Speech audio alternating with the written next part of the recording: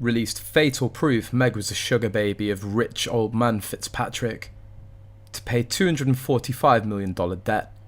Meghan Markle makes no bones of her political leanings. The Irish-American actress star of Suits, who married Prince Harry in 2018, was pictured at a Hillary Irish fundraiser at Fitzpatrick's hotel in Midtown Manhattan with co-star Sarah Rafferty. There was one very important Hollywood figure at the event, Liam Neeson, the gentle giant, who's also a Hillary supporter. Also present was John Fitzpatrick, a close friend of the Clintons, who chaired the fundraiser and often escorted Markle around New York. Something may have happened between him and Meghan. New York-based Irish businessman and honorary OBE recipient John Fitzpatrick caught on camera hanging out with Meghan Markle after a wedding with Harry at midnight without his appearance. It's been reported that they regularly snap pictures of Meghan holding hands and even kissing John Fitzpatrick right in front of the hotel during the time she was dating Harry. There are many rumours that Meghan will receive a huge amount of money after sleeping with him. In other news, Prince Harry and Meghan Markle have been accused of wanting to be part of the Hollywood super-rich elite, as they rake in millions from their lucrative media deals. The couple relocated from the UK to the US in early 2020, when they relinquished their roles as working members of the royal family. In September of that year, Harry and Meghan signed a bumper deal with online streaming giant Netflix, with reports suggesting it was worth an eye-watering $100 million, around £82 million.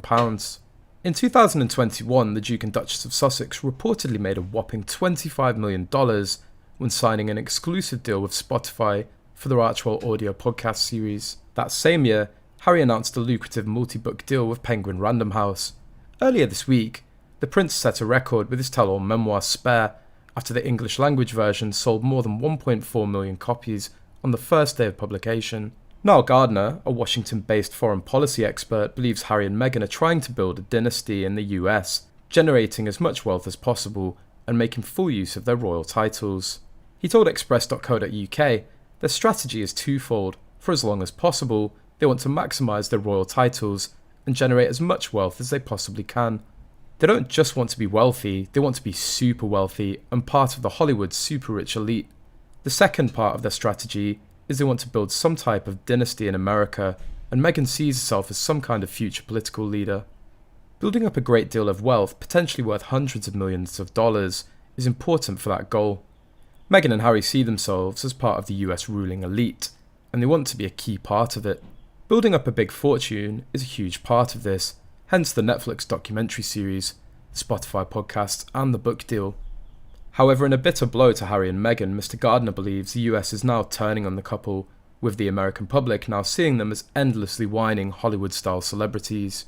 He also claims that it's been amplified following the global release of Harry's bombshell memoir and interviews in the US to promote it. The foreign policy expert said there's been a significant amount of interest in the US from what Harry has said, but not as much that perhaps was anticipated. While the passing of the Queen dominated the US news networks for about 2 weeks, Harry's book and his relentless attacks against the royal family have received limited coverage. Harry isn't a popular figure in America, and nor is Meghan Markle.